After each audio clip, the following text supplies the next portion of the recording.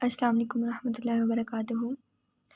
Motor system हमारा start हो रहा है। Motor part of the CNS, chapter number 55, motor function of the spinal cord and the cord reflexes.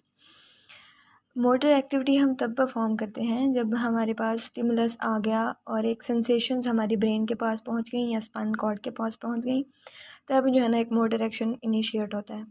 तो sensory system आपने पढ़ लिया होगा। अब हम आते हैं मोटर फंक्शंस, मोटर सिस्टम के पास। तो मोटर पार्ट में ये है, इस इनिशियल पैराग्राफ में कुछ भी नहीं लिखा हुआ। इनिशियल सी बातें हैं कि कोई सेंसेशंस आई, कोई स्टिमुलस हुआ, आपको किसी ने टच किया या किसी भी टाइप का कोई स्टिमुलस हुआ, उससे रिसेप्टर स्टिमुलेट हुए, रिसेप्टर्स से फिर सिग्नल्स नर्व फाइबर्स के ज़रिए गया स्पाइनल कॉर्ड के पास या फिर जो है ना ब्रेन के पास। वहाँ से जो है ना सिग्नल्स अब वापस आने होते हैं मसल्स के पास। तो अब वहाँ से ब्रेन या स्पाइनल कॉर्ड से जो मसल्स के पास वापस आने हैं सिग्नल्स, तो वो मोटर सिग्नल्स आने हैं। तो अब वही हम स्टार्ट करने लगे हैं मोटर पार्ट। तो मैंने जैसे बताया, इसमें नहीं लिखा हुआ कुछ खास। स्पाइनल कॉर्ड है ब्रेन में और जो है ना हमारा CNS में जो है ना स्पाइनल कॉर्ड है और जो है ना हमारा ब्रेन है। जो स्पाइनल कॉर्ड है ना, स्पाइनल कॉर्ड हमारा रिफ्लेक्सेस के लिए इम्पॉर्टेंट होता है। जो बेसिक रिफ्लेक्सेस होती हैं ना, हमारे सिंपल मसल रिफ्लेक्सेस, उनके लिए ये ज़रूरी होता है। और जो वो होता है ब्रेन होता है, वो हायर टाइप की हमारी मोटर एक्टिविटी होती है, जो हमारी कॉम्प्लेक्स टाइप की मोटर एक्टिविटी होती है, उसके लिए रिस्पॉन्सिबल होता है। अब जैसे इन्होंने यहाँ पे लिखा हुआ है कि जैसे अब हम चलते जा रहे हैं, हम चल रहे हैं, हमारा वॉकिंग प्रोसेस है, उसमें जो रिफ्लेक्सेस इन्वॉल्व हैं वो हमारे स्पाइनल कॉर्ड में जनरेट होते हैं।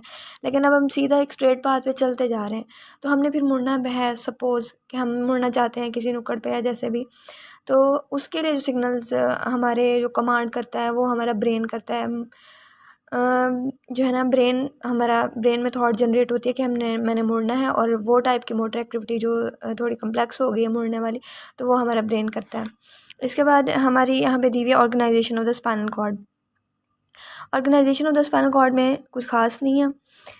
ये जो है ना इन्होंने ऑर्गेनाइजेशन बताई हुई है स्पाइनल कॉर्ड की, कि स्पाइनल कॉर्ड में ना उसके पार्ट्स वगैरह, मतलब उनमें जो है ना दो पार्ट्स होते हैं। हमें पता है पड़ा कि ग्रे मैटर होता है, उसका वाइट मैटर होता है, और जो ग्रे मैटर होता है ना उसके जो है ना 3 पार्ट्स होते हैं। एक मिनट, ये देखें जैसे, एक मिनट, हाँ ये तो ये है स्पाइनल कॉर्ड। स्पाइनल कॉर्ड में ये जो सेंटर वाला है ग्रे मैटर है और ये वाला वाइट मैटर है।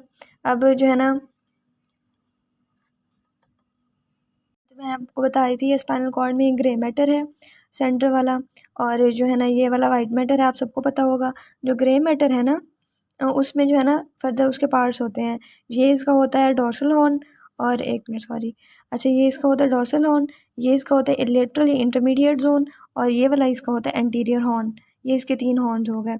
अब यहाँ पे जो हमने पढ़ना है ना, वो अब स्पाइनल कॉर्ड है। स्पाइनल कॉर्ड ने यहाँ पे मोटर एक्टिविटी जनरेट होनी है, मोटर एक्टिविटी के लिए सिग्नल्स आने हैं।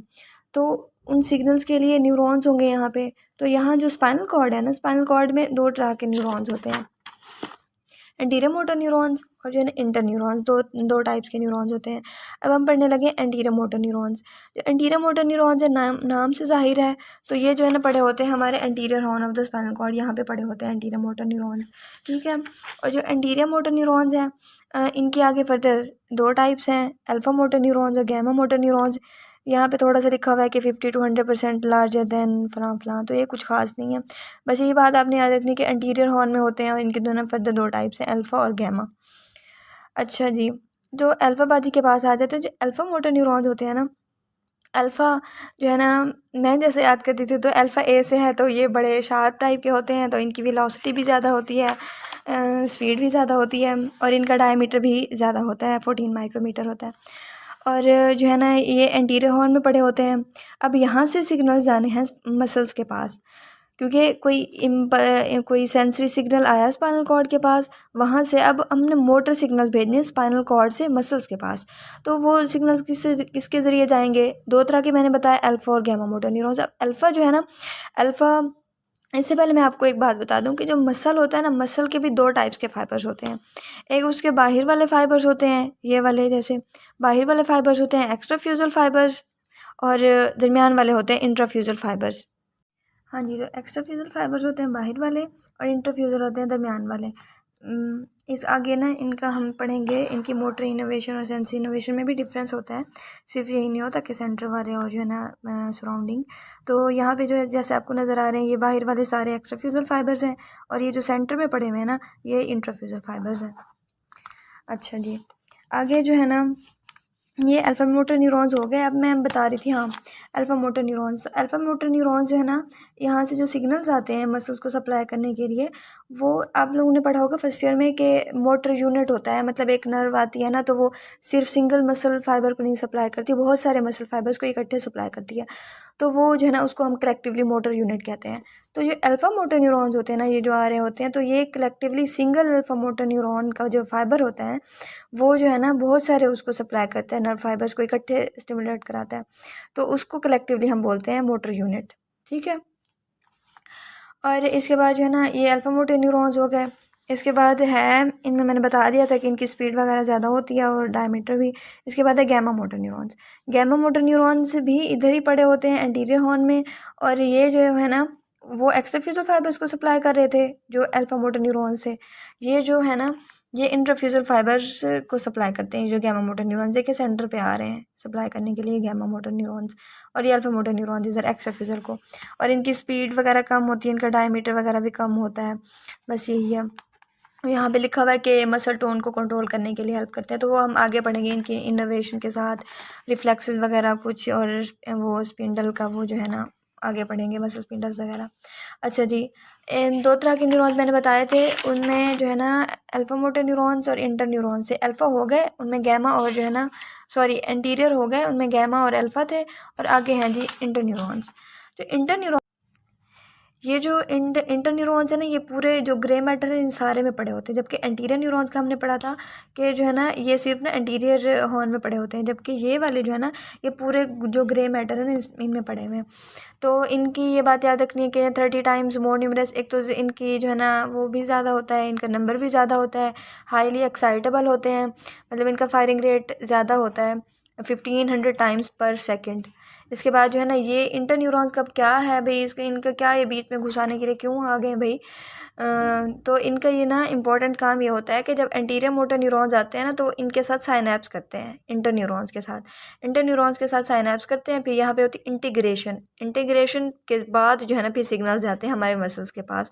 तो ये इंटीग्रेशन यहाँ पे, जैसे हम कहते हैं ना कि हम कोई काम कर रहे हैं तो हम पहले भाई मतलब मैं सोच लूँ अच्छा ये करना है, ये इस तरह, तो वही इनके स्पाइनल कॉर्ड भी मतलब एक तरह से एक वो इंटीग्रेशन वाला काम करे, मतलब एक तरह से एक सोच विचार करे कि अच्छा इसको ऐसे करूँ ये वो, तो वो जो अमल है ना उसमें इंटर न्यूरॉन्स इन्वॉल्व है। और जो है ना यहाँ पे लिखा हुआ है कि सिर्फ सारे जो सेंसरी सिग्नल्स यहाँ से आ रहे होते हैं वो सारे ही इंटर न्यूरॉन्स के साथ साइनैप्स करते हैं, और जो है ना मसल्स को सप्लाई करते हैं, सिर्फ कुछ होते हैं जो कि साइनैप्स नहीं करते। इसके बाद आपने ये बात याद रखनी है कि जो इंटर न्यूरॉन्स होते हैं ना ये इनहिबिटरी न्यूरॉन्स होते हैं। ये हो गया। अब आगे चलते हैं जी रेंशा सेल्स के पास। जो रेंशा सेल्स है ना, रेंशा सेल्स इनहिबिटरी सिग्नल्स ट्रांसमिट करते हैं हमारे, इनहिबिटरी सिग्नल्स ट्रांसमिट करते हैं हमारे जो सराउंडिंग न्यूरॉन्स होते हैं ना उनको इनहिबिट कर देते हैं। अब ये कैसे, आप लोगों ने ये पढ़ा हुआ है कॉन्सेप्ट सेंसरी सिस्टम में। देखिए जब एक सिग्नल जा रहा है, एक मैं एक मिनट यहाँ पर बना देती हूँ, एक जैसे एक सिग्नल जा रहा है, ये सिनेप्स हुआ, ये सिग्नल जा रहा है, ठीक है। तो अब एक सिग्नल जा रहा है तो इस डायरेक्शन में जा रहा है। अब इस सिग्नल को इन्हेंस करने के लिए, इसको शार्पन करने के लिए हम क्या करते हैं, जो सराउंडिंग न्यूरॉन्स होते हैं, इधर उधर के जो पड़े हुए न्यूरॉन्स होते हैं, हम उनको दे देते हैं। जैसे यहाँ से एक सिग्नल जा रहा है ना, तो हम इनको इनहिबिटरी सिग्नल्स दे देते हैं। इनको इनहिबिटरी सिग्नल देने का क्या फ़ायदा होता है, इनको इनहिबिटरी सिग्नल्स का ये देने का ये फ़ायदा होता है कि जो वो होते हैं ना, जो हमारा काम का सिग्नल होता है, डिज़ायर्ड सिग्नल होता है, वो एक अप्रोप्रिएट डायरेक्शन में चल पड़ता है, और जो सराउंडिंग इधर उधर की आवाम होती है हम उसको ना सप्रेस कर देते हैं ताकि ये बीच में मखौल मारने ना आए। अच्छा जी, तो जो है ना हम इनको सप्रेस कर देते हैं और जो है ना इनको हम शार्पन कर देते हैं। तो ये जो कोलेटरल सिग्नल्स आ रहे हैं इनसे, रेंशो सेल्स से जो है ना सिग्नल्स आ रहे हैं इधर कोलेटरल सराउंडिंग न्यूरॉन्स को इनहिबिट करने के लिए, हम इस प्रोसेस को क्या कहते हैं, इस प्रोसेस को हम कहते हैं लेटरल इनहिबिशन। लेटरल इनहिबिशन मतलब जो साइड्स वाले हैं ना हम उनको इनहिबिट कर देते हैं। और यहाँ पे यही बताया हुआ है कि जो है ना ये सेंसरी सिग्नल्स में भी, सेंसरी सिस्टम में भी यही सिस्टम इन्वॉल्व होता है, लेकिन उनमें स्पेसिफिकली हम किसी का नाम नहीं बोलते कि ये फ़लाँ सेल्स हैं, इनमें हमने नाम रखा हुआ है कि रेंशो सेल्स हैं। ठीक है। इसके बाद जो है ना एक प्रोप्रियोस्पाइनल फाइबर्स हैं। प्रोप्रियोस्पाइनल फाइबर जो है ना स्पाइनल कॉर्ड में होते हैं। जैसे एक सेंसरी सिग्नल आया ना यहाँ पे, इस डोर्सल हॉर्न से इंटर हुआ, तो ये दो पार्ट्स में, दो ब्रांचेस में डिवाइड हो जाते हैं, एक ऊपर जाती है एक नीचे जाती है। तो ये जो असेंडिंग और डिसेंडिंग फाइबर्स होंगे ना, इनको हम कहते हैं, यहाँ पे डिसेंडिंग दिखाए हैं, असेंडिंग और डिसेंडिंग फाइबर्स जो होते हैं ना, इनको हम कहते हैं प्रोप्रियोस्पाइनल फाइबर्स। ये प्रोप्रियोस्पाइनल फाइबर जो है ना, इन सेगमेंट्स वगैरह जो स्पाइनल कॉर्ड के सेगमेंट्स होते हैं, इनको कनेक्ट करते हैं। और जो है ना इनका क्या फ़ायदा होता है, इनका ये फ़ायदा होता है कि ये जो है ना ये हमारे उसमें इन्वॉल्व होते हैं, जो कोऑर्डिनेशन होती है ना four limbs and hind limbs की, उसमें इन्वॉल्व होते हैं। ठीक है, कोऑर्डिनेशन में इन्वॉल्व होते हैं। अब 1 मिनट में यहाँ से आप फ्लो चार्ट बनाया हुआ मैं दिखा देती हूँ, 1 मिनट। ये देखें, जैसे मैंने यहाँ पे लिखा हुआ है कि जो स्पाइनल कॉर्ड है ना वो सिंपल मसल रिफ्लेक्सेस में इन्वॉल्व है। ब्रेन जो है ना हायर कॉम्प्लेक्स टाइप की मोटर एक्टिविटी के लिए इन्वॉल्व होता है। और इसमें स्पाइनल कॉर्ड के न्यूरॉन्स कौन से, एंटीरियर और इंटर न्यूरॉन्स हैं। जो एंटीरियर मोटर न्यूरॉन्स हैं वो फर्दर एंटीरियर हॉर्न में पड़े होंगे, और अल्फा और गैमा हैं। जो अल्फा मोटर न्यूरॉन्स हैं वो एक्स्ट्राफ्यूजल फाइबर्स को सप्लाई करेंगे, और जो है ना एक मोटर यूनिट को सप्लाई करते हैं, इनर्वेट करते हैं। और इसके बाद जो गैमा है, गैमा से जो गैमा न्यूरॉन्स हैं, इनसे जो नर्व फाइबर निकलेगी वो ए गैमा होगी, और इनसे, सॉरी मैं भूल गई, इनसे जो है ना ए अल्फा होगी नर्व फाइबर। और ये किसको सप्लाई करते हैं, ये इंटरफ्यूजल फाइबर्स को सप्लाई करते हैं, जो मिडल में पड़े होते हैं, दरमियान में। इसके बाद इंटर न्यूरॉन्स था कि हमने पढ़ा था कि सारे रीजन्स में पड़े होते हैं स्पाइनल कॉर्ड ग्रे मैटर के, और हाईली एक्साइटेबल होते हैं, और जो है ना एंटीरियर मोटर न्यूरॉन्स के साथ इनके कम्युनिकेशन हो रही होती है, कनेक्शन हो रहा होता है। रेंशियो सेल्स हमने पढ़े गए इनहिबिटरी सिग्नल्स देते हैं सराउंडिंग न्यूरॉन्स को, और ये भी एंटीरियर हॉर्न में ही पड़े होते हैं। और इनका काम क्या है, ये जो है ना लेटरल इनहिबिशन में इन्वॉल्व होते हैं। और जो है ना लेटरल इनहिबिशन का क्या होती है कि जो है ना जो डिज़ायर्ड सिग्नल होता है हम उसको शार्पन कर देते हैं, और जो इधर उधर के लेटरल सिग्नल्स होते हैं उनको हम सप्रेस कर देते हैं। प्रोप्रियोस्पाइनल फाइबर्स में ये है कि जो है ना असेंडिंग एंड डिसेंडिंग फाइबर जो होते हैं स्पाइनल कॉर्ड के, उसके मोर देन हाफ जो है ना वो प्रोप्रियोस्पाइनल फाइबर्स होते हैं। और जो है ना ये सेगमेंट टू सेगमेंट इनका कनेक्शन होता है, मतलब स्पाइनल कॉर्ड के सेगमेंट्स को आपस में कनेक्ट कर रहे होते हैं। और जो है ना इसमें इनका काम क्या है, जो फोर लिम्स और हाइंड लिम्स की कोऑर्डिनेटेड मूवमेंट है ना उसमें इन्वॉल्व होते हैं, और इसको हम कहते हैं multi segmental reflex, multi segmental reflexes, क्योंकि इसमें बहुत सारे सेगमेंट्स इन्वॉल्व है ना स्पाइनल कॉर्ड के, तो इनको हम कहते हैं मल्टी सेगमेंटल रिफ्लेक्स। ये जी हो गया